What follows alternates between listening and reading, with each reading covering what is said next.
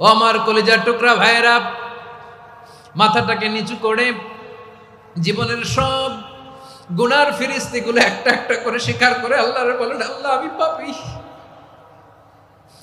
আল্লাহ আমার চেয়ে বড় পাপী এই দুনিয়াতে কেউ নাই, আকাশের নিচে জমিনের উপরে আমার চেয়ে বড় পাপী কেউ নাই।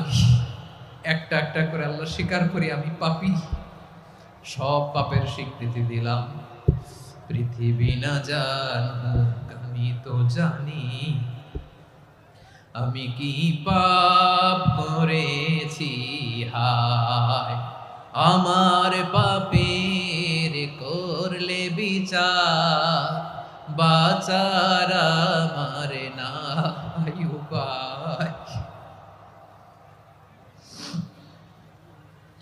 দয়াময় তুমি মাফ করো আমায়, মাফ করো আমায়। আল্লাহ তাআলা যদি দয়া করে আমাদেরকে মাফ না করে, আমাদের বাঁচার কোনো উপায় নাই।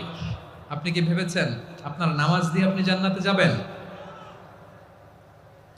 আপনি তাহাজ্জুদ গুজার, সেজদা দিতে দিতে কপালে দাগ ফেলেছেন, এটা আপনারা জান্নাতে নেবে না? আপনি এলাকার সবচেয়ে বড় হাতেম তাই দানশীল, এই দানের ভরসায় বসে আছেন, কশিন কালো না।